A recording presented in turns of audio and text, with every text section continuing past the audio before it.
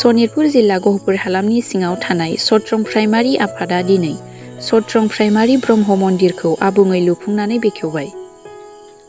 बे मन्दिरखौ आबुङै लुफुंनायाव मदद होदोंमोन ZPC 2 लाख रां आरो गामि पन्चायत एबा सरकारा अनसुंथाइ होदोंमोन 2 लाख रां आरो सत्रं प्राइमारि आफादनि गामियारिनि रायजो राजाफ्रा जा एसे हायो अनसुंथाइ होलायनानै बे मन्दिरखौ लुफुङो।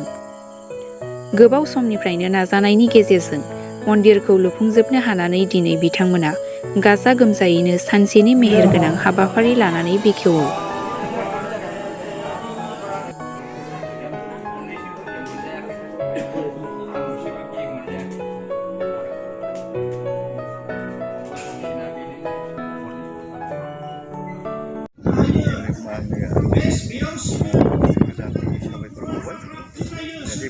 फैनानै आं दिनै बेखौ नारा नाथा नाजानायजों लोगोसे बे प्राइमारिनि सिङाव थानानै जोङो बे गोदान फरायसालि बेखौ खुंनायाव गोजोननाय मोन्दों। मानो होनब्ला जोङो बेखौ जोबोद खस्थ' खालामनायनि गेजेरजोंसो जों बेखौ मावफुंनो हादों। जोंहा माखासे बेहाय जेंना थादों। खाथियावनो थानाय जोंनि नैबे गोदान मन्दिरखौ जोङो खुंनो हायाखैमोन। दा बिनि खुंनो हायैनि जाहोनाव गोदानै बेखौ जों पन्सायतनिफ्राय फैसा मोननानै जों बेखौनो 2023 मायथाइयाव जों बेखौ बेखेवनो हाबाय। जोबोद साबायखर बावदों जोंनि नैबे प्राइमारि लेभेलनि जोंनि मावथि आफामोनखौ साबायखर बावदों। माखासे मन्दिर लुफुंनो हायैखौ माबाफोर खावलायबाय लुफुंनो हायैनि जाहोनानो जाहैबाय जोंहा पलिटिक्स समस्या जोंहा बिराद माबा नङा आरो दा बे हिसाबै जोङो माखासे गामिफ्राव बे मन्दिरखौ लुफुंनो हायाखै। दा बेखौ जोङो जोंनि गेजेरावनो जोङो बेखौ प्रसाद बिथांनि लाइनजों बेखौ खालामनो जोङो नाजागासिनो दङ। हानायनि खेथ्रआव जेसेबांसिम हायो जों गामि जों मन्दिर लुनायनि हाबाफारिखौ जों बावैनो जों आगान सुरगोन। समाजाव गोबां दानि लाइमोनफ्रा गोबां गाज्रि आखुजों थांनो सानदों। ब्रह्म धोरोमारिफ्रा माबा मोनसे थांखि बिथांखिफोर लादों नामा? लादों। बेनि थाखाय जोंहा मोनसे दुलाराय ब्रह्म धर्म आफादनि दारा जोङो मोनसे स्पिरिचुवेल इउनिभारसिटि बेखेवनो नाजागासिनो दङ। जोङो नैबे जयमागुरि गसाइगाव बर्थमाननि सिङाव थानाय जयमागुरियाव जोङो बहायसे हा मोनदों। जोङो 26 बिगा हा मोनदों।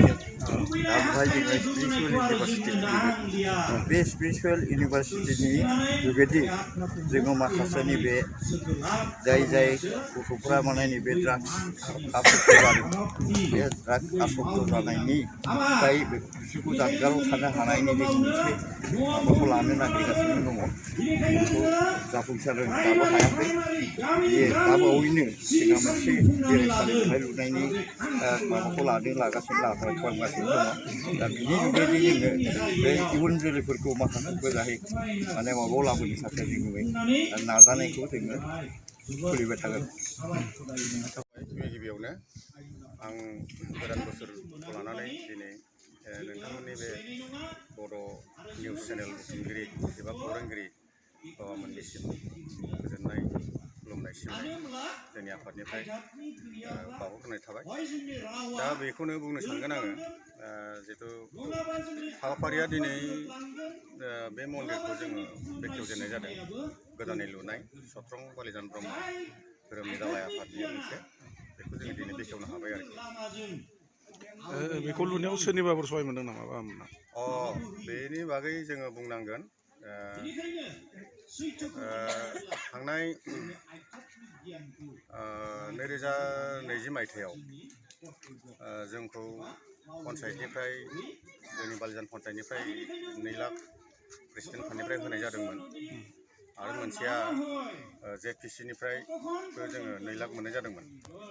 आरो बाखि जेसेबां थाखा नांगौ जों आइ आफा रायजो राजाफोरनिफ्राय बिदिनो खांनानै ओमफ्राय सोरबा अनसुंथाइ अनुदान होदों बेजोंनो जों बे मन्दिरखौ जों लुफुंनो हादों आरोखि।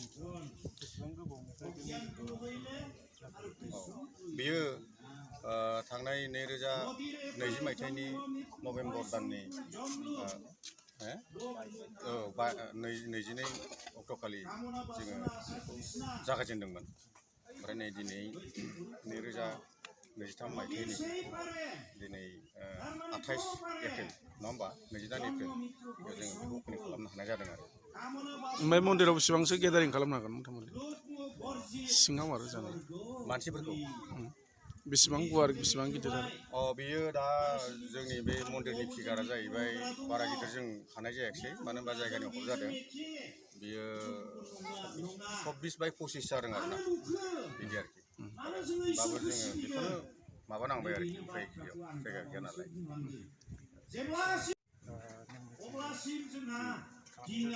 बेखौ जोङो दुलाराय आसाम नाङैनो जेनेबा जोंनि दुलाराय ब्रह्म धोरोमनिनो सासे गुरु दङ जोंहा मनरन्जन ब्रह्म आफा होननाय बे गुरुखौ जोङो लाबोदों।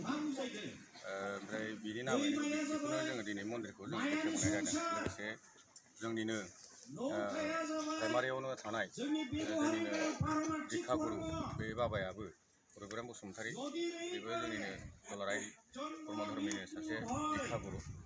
बे आफायाबो आंजों लोगोआव दङ। बे आफायाबो बे मन्दिरखौ बेखेवफानायाव मैखोम बिहोमा लानानै दिनै बे हाबाफारिखौ मावलांनो हादों आरो।